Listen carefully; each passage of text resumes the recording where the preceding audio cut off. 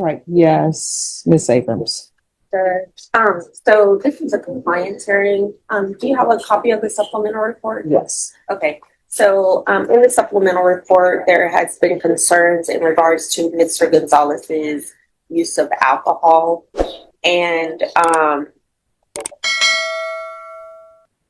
some failed to submit into his ignition interlock device. I spoke with Mr. Gonzalez and he has a couple of reasons that he would like to share with the court. And I do have a couple of recommendations. All right. So what would you like to share with me? They were asking, why there was some periods where I didn't have any tests.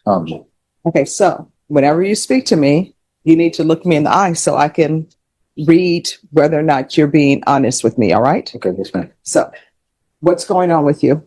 So there was an instance where I got into a vehicle collision when I was at work. I deliver mail for the postal service, and those vehicles are. Okay. I can't hear you. I'm so sorry. I'm sorry. Do I need to get Everyone, please whisper. No, you're sort of mumbling a little bit. I'm sorry. I don't know if I know this. Yeah. So anyway, there was a medical issue that I had a procedure done, so I wasn't using my vehicle for a while, and then there was an instance there where they had ripped off my catalytic converters to my vehicle, so I had to send the vehicle in. And so that's the reasons for you not testing to the vehicle. yeah, because there was a couple windows there that she was asking me about that I didn't have tests for. Explain the alcohol use though. I just got careless, I don't know how else to describe it. I've been on the program for a while, and I just. So here's my question. Yes, ma'am. One, did you call probation and tell them you had a accident and somebody stole your catalytic converter? No. Did you call them and say, I'm not going to be testing because here's the reason I'm not testing? No, Your Honor, I didn't. So you're on probation, and when you don't do things, what ends up happening is motions to revoke are filed. Now, some judges, they would have looked at this and they would have just said, file a motion to revoke. And then you would have been taken into custody. Either you would have made bond or you would not have been able to make bond. And then from that, maybe you lose your job, which I don't think you want to lose your job. So the actions that you are taking are not good actions. They're not telling me that you want to successfully complete probation. So far, what you're telling me is you want to be revoked. I hope I'm not giving you. No, that's what I'm getting, because you're not staying in contact with probation and you're drinking alcohol. Here's the thing, whether or not you are on probation, it could be for anything. It could have absolutely nothing to do with alcohol, right? Let's say it's a theft case, has absolutely nothing to do with alcohol. You never use drugs, whatever it may be. According to the law in Texas, when you're on probation, you're not allowed to drink alcohol, period.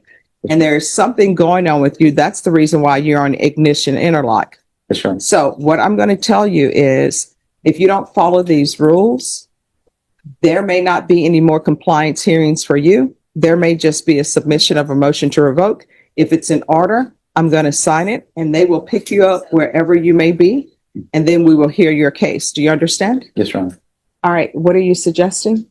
Judge, what I am suggesting is an increase in his test windows for the ignition and interlock device.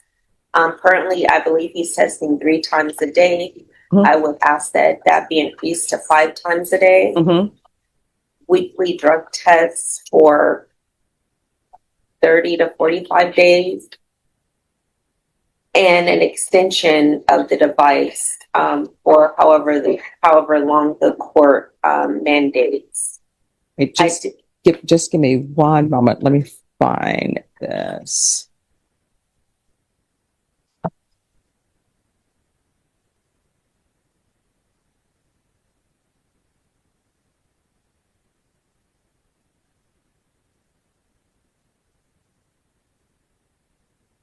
Is that okay, Judge?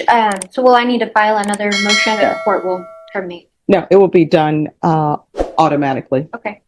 So the only thing probation will need to provide to me in November, Ms. Abrams, is that there have been no violations.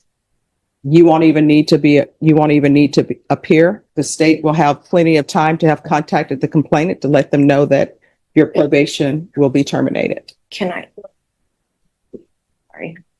I will also say with this, it is my son's father, and we're also going through a custody battle right now. So with warning him, this might be ammunition to, Here's the thing. Let me just tell you. I understand. I've done CPS cases. I've done family violence cases. I understand when there are custody issues. This is what I'm telling you.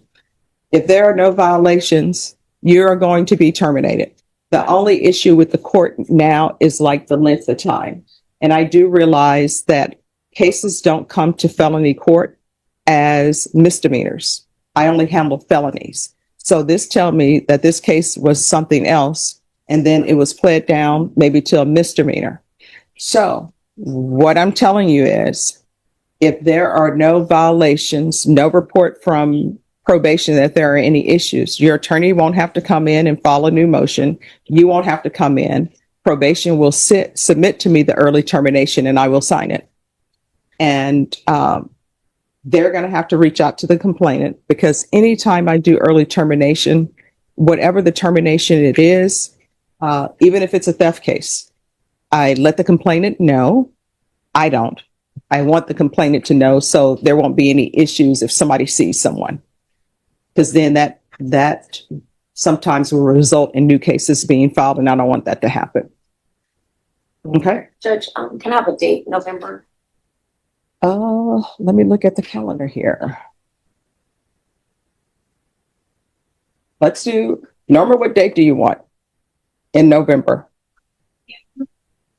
We can do the middle of November. Of course, I want it before Thanksgiving. All right, November 17th. And then if you want to stop in, Lindsay, you can stop in, but Ms. Abrams will give it to me and I will sign it if there are no violations. Yes. So whether it's signed or not is 100% dependent upon you. Okay. If there are no violations, and by no violations, I mean no positive UAs without prescription.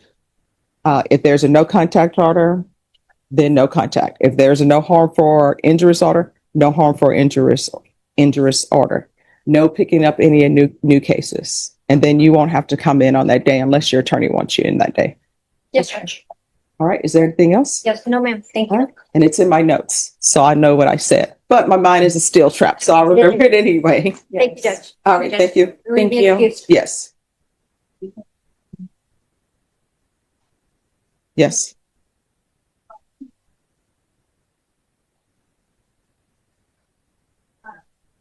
No, she doesn't. She's going to provide that to her attorney. But if there are no violations, we'll terminate her on November 17th. So we'll put it on the docket, but she doesn't have to appear.